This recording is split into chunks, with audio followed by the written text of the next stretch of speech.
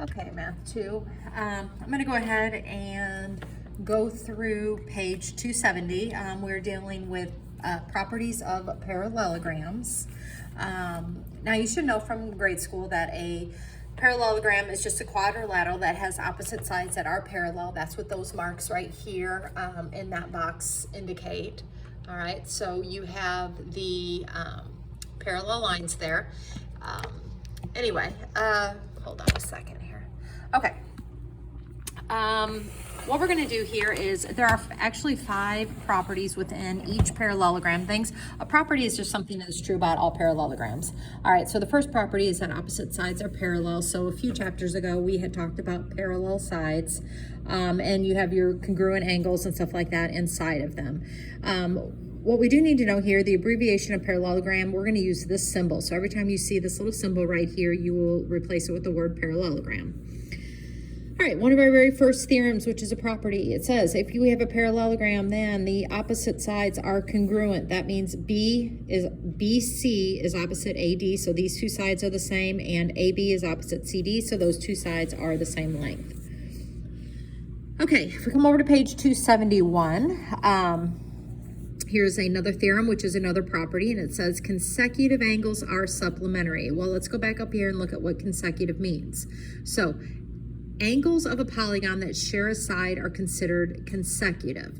So in the diagram over to your right, it says angle A and angle B are consecutive angles because they share the side AB. So if I can draw a side between them, then they are consecutive. So for an example, A and B are consecutive, A and D are consecutive, D and C are consecutive, and B and C are consecutive.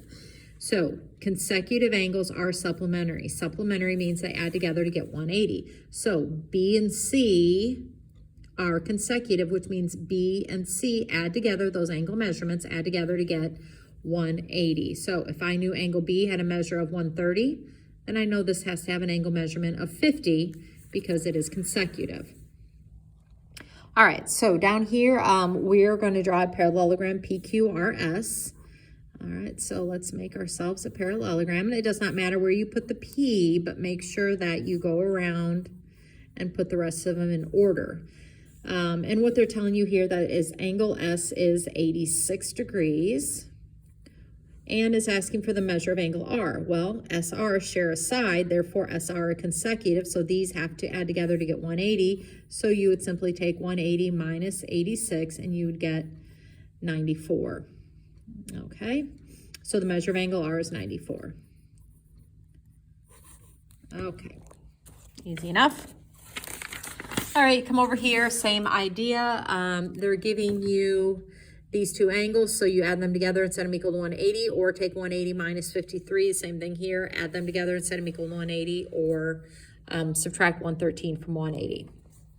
All right, we have 2 more theorems down here, and it says opposite angles are consecutive. Well, opposite angles are angles that are across from each other, like the A and the C, B and the D. They are, I'm sorry, not consecutive, they are congruent. That means they are the same. So whatever measure of angle A is the same as the measure of angle C. All right, the last one down here, it talks about the diagonals. It says the diagonals bisect each other.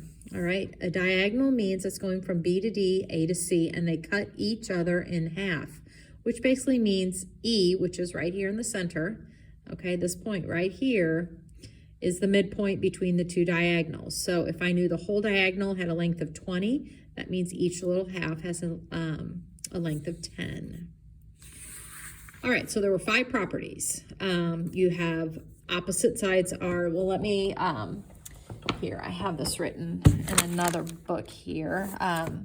So if you want to, you can copy down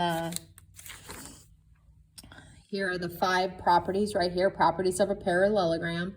Opposite sides are parallel, opposite sides are congruent, opposite angles are congruent, consecutive angles are supplementary, and the diagonals bisect each other. And that is true of every single parallelogram. So pause the video. I just wrote this underneath the example on page 273, but these are all the ideas that happen in every single parallelogram.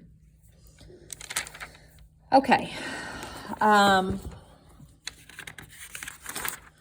All right, let's come over here and do a little bit of math with some of the things about a diagonal.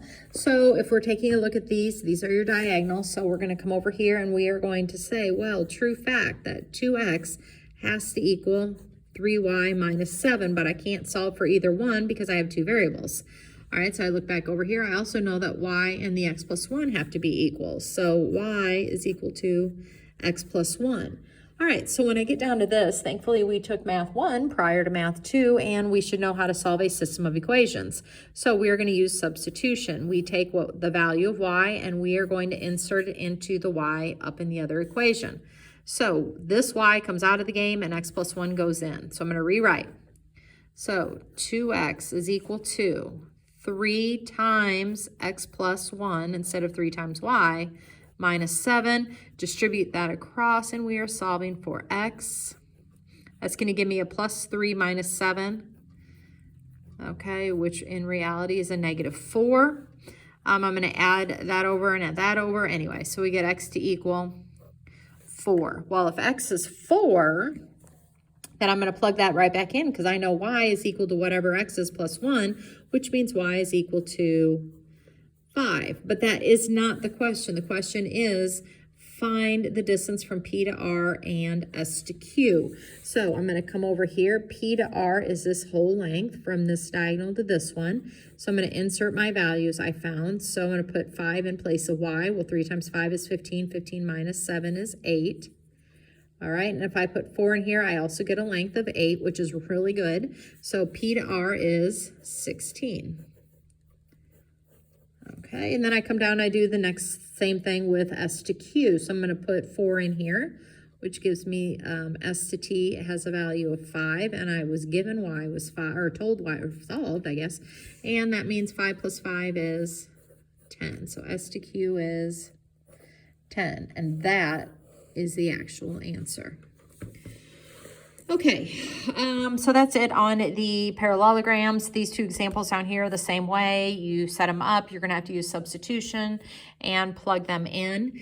You guys are going to be given some IXL to do, so let me just give you a real quick tidbit on that. Like if I give you this to be 2x plus 4, this to be 3x minus 16, and I tell you that this is 2x plus 1.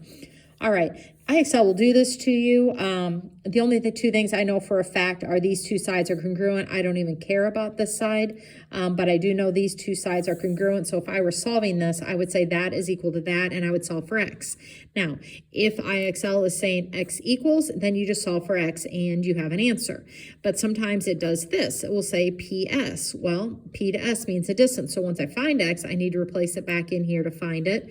Or it might say, what is Q to P? Well, again, once I find the x, I can substitute the value back in here to get the distance from Q to P. All right, so just take your time and think, once you find the variable, is that what it's really asking for? All right, this is not on your IXL, but we need to go through this. I'm on page 275. What you have here is you have all kinds of parallel lines here, and I can continue to add in parallel lines, but they're giving you that this distance right here and this distance right here are equal. They're congruent, the little red marks, which means that the distance over here and the distance over here has to also be the same. It's just telling you that these parallel lines are evenly spaced apart. All right, so if we go to the got it on page 275, they are telling us that E to F, F to G, and G to H are all 6, which means they're all congruent. All right, therefore, this transversal also, these 3 lengths have to be congruent. So they're giving us that the distance from A to D is 15. Well, don't I have 3 spaces split here? So each of these distances are 5, 5, and 5, and it just wants to know what is D to C. The distance from D to C is 5, okay? So that's all that's going to be. So your IXL is on Google Classroom. Good luck. Let me know if you have any questions.